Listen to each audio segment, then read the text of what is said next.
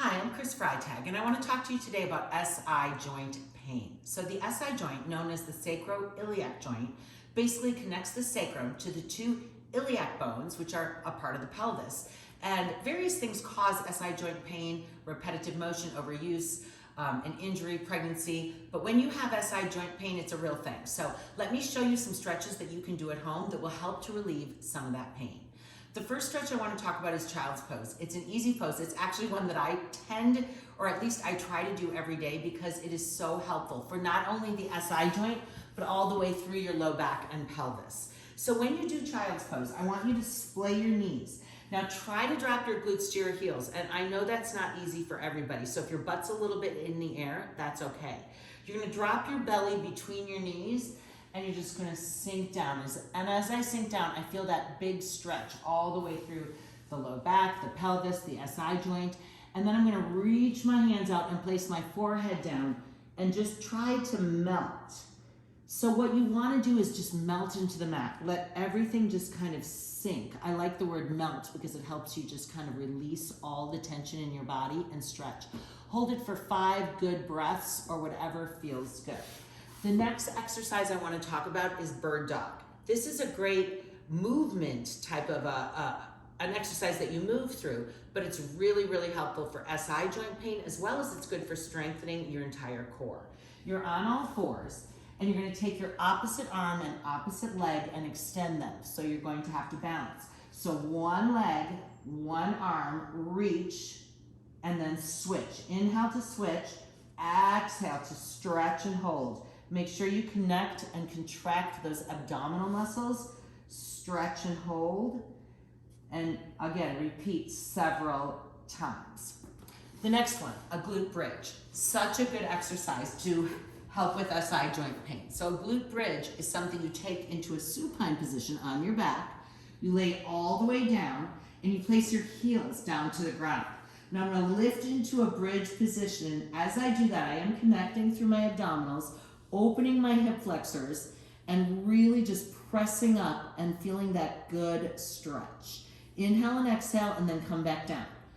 A couple of these stretches also help to strengthen while stretching, so that's a good thing also. Coming back up, the figure 4 stretch. Now this is easy for some people who have flexible hips, and not so easy for others who are a little less flexible, like myself. So the figure 4 stretch is going to take one foot over the top of the other. You want to sit up nice and tall. Again, be careful about with your knee, but you're going to feel that hip open all the way into the SI joint here. And then you press your chest forward as you feel that stretch all the way through your medial glutes, all the way up through that SI joint. Just breathe into it. And perhaps in a figure 4 stretch, one side might be easier than the other. This side for me is a lot easier to stretch through. My hip is more flexible on this side, so that's why we do it on both sides. Moving on, single knee to chest. So here's what we're gonna do. Again, laying on our back, supine position, we're gonna take one knee into our chest.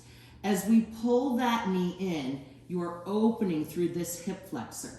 Just inhale and exhale as you pull it in a little tighter, and then make sure you do that on both legs. If that feels okay, you might want to try a double knee to chest stretch. But again, think about it, make sure it feels okay. Try to keep that tailbone on the floor and just pull those knees in. Some people like to curl that tailbone up a little bit, but again, you be careful and see how it feels. I always remind people when you are stretching, if you feel that, ooh, feels so good type of stretching in your muscles, that's good. Anytime you feel pain, back off a little bit. Modified corkscrew stretch.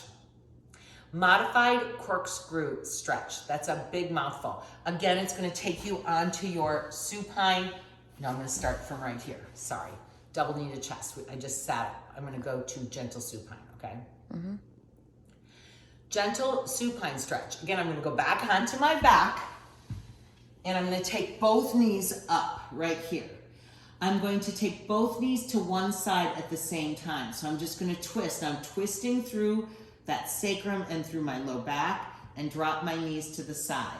Try to pull that opposite shoulder over I just feel that really good stretch.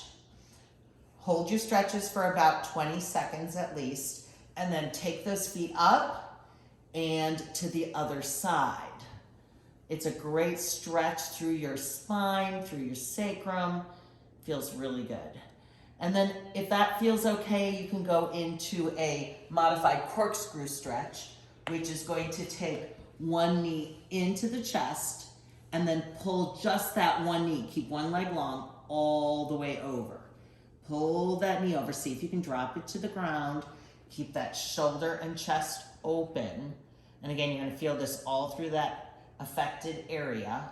Hold on one side and then go to the other side. So hopefully these stretches can be of help to you. Try to do them at home, and as usual, with everything, consistency is the key.